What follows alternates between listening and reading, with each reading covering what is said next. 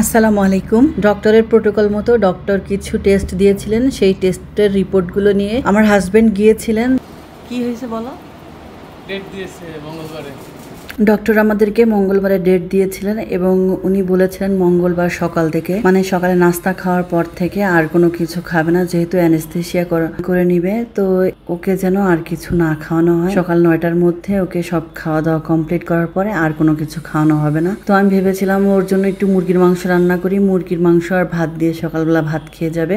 দুপুর 3টায় উনি আমাদেরকে ডেট দিয়েছেন, 3টার সময় ওর অপারেশনটা সম্পন্ন করা হবে। তো আমাদের বাসা থেকে যেহেতু 1 ঘন্টা সময় লাগে, আমরা যেহেতু 2টার দিকে রওনা হব। এদিকে আমার মেয়েটা ঘুমিয়ে গিয়েছিল, ওকে ঘুম থেকে ওঠার পর কান্নাকাটি শুরু করলো। আমার হাজবেন্ড বের হওয়ার সময় আয়তাল কুরসি পরে ওকে ফু দিচ্ছিলেন। মনটা অনেক বেশি দুর্বল হয়ে আছে, ওনারও মনের মধ্যে অনেক উল্টাপাল্টা চিন্তা আসছে, আমারও ঠিক এরকমই। যতটা সময় এগিয়ে আসছে কাছে, ততটাই আমার মনের মধ্যে অনেক বেশি কষ্ট হচ্ছিল। মা তো আমার আসলেই অন্যরকম লাগছিল, ফুটে বলতে পারছিলাম না, কিন্তু অনেক বেশি খারাপ লাগছিল। মনে হচ্ছিল যদি জ্ঞানটা না ফিরে আসে তখন কি হবে। তারপরেও মনের উল্টাপাল্টা চিন্তা বাদ দিয়ে আমরা রওনা হলাম।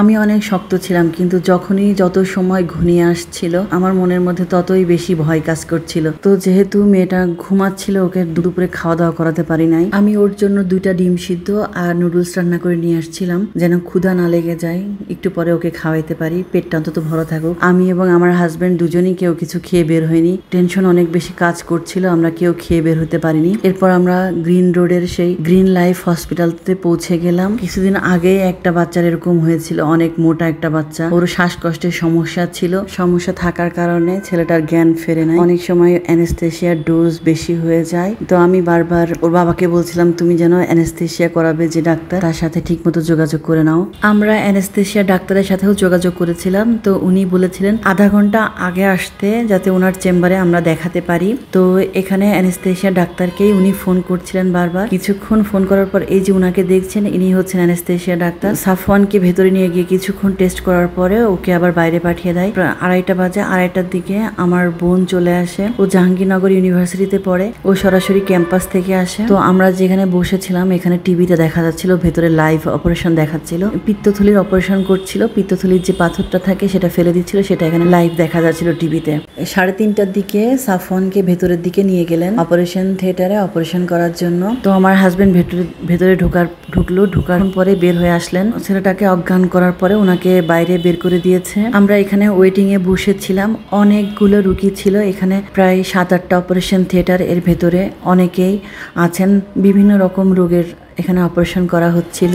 আসলে এই হসপিটালে আসলে বোঝা যায় মানুষের কত প্রকার ভোগান্তি। আমার বোনটা এসেছিল, ও ইউসরাকে দেখে রাখছিল। তো আমার হাজবেন্ড অপারেশন থিয়েটারের সামনে গিয়ে দোয়া দরুদ পড়ছিলেন। এর কিছুক্ষণ পর আমার শাশুড়ি মা চলে আসলেন, কিন্তু উনার সাথে সাফওয়ানের আর দেখা হয়নি।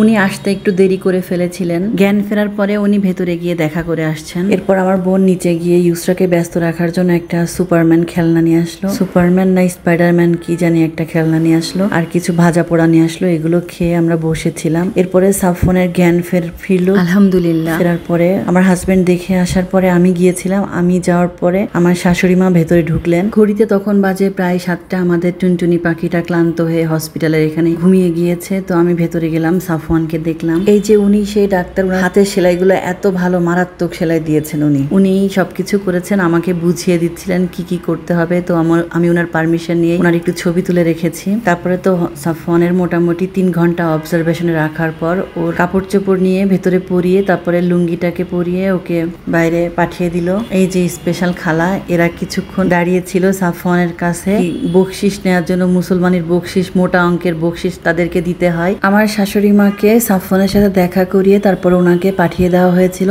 পরের দিন উনি শ্বশুরকে সাথে নিয়ে আমাদের বাসায় আসার কথা ছিল। তো এই সময়টাতে আমার এত বেশি খুশি লাগছিল, খুশির চোটে আমার হাত পা কাঁপছিল। এরপর কিছুক্ষণ পরে আমরা বাসায় চলে আসলাম। ছেলেকে একটু হাঁটতে দেওয়া যাবে না, হাঁটলে এটা ফুলে যাবে, হাঁটতে দেওয়া যাবে না। তো এটা ছিল আমার গত মাসের ভিডিও। আমি প্রথমে ভেবেছিলাম এই ভিডিওগুলো আমি শেয়ার করব না, তারপরেও আমার কি মনে হলো আমার এই ভিডিওতে আপনাদের যদি কোনো উপকার আসে, কোনো ইনফরমেশন যদি পান, এজন্য আমি ভিডিওটা আপনাদের সাথে শেয়ার করেছি। অপারেশনের আগে আমার মনেও অনেক নানা রকম প্রশ্ন কাজ করছিল। আমি অনেকের কাছে ফোন করে জানতে চেয়েছি, যারা সুন্নতে খাতনা যন্ত্রণা দিয়েছে তাদের কাছ থেকে জানতে চেয়েছি, অনেক কিছু টেনশন করেছি। এজন্যই আরো ভিডিওটা আমি শেয়ার করলাম, যদি একটু কোনো উপকারে আসে আপনাদের। মোটামুটি 1 মাস হয়ে গিয়েছে ওর অপারেশনের, আপনাদের দোয়ায় সবকিছু সম্পন্ন হয়েছে আলহামদুলিল্লাহ।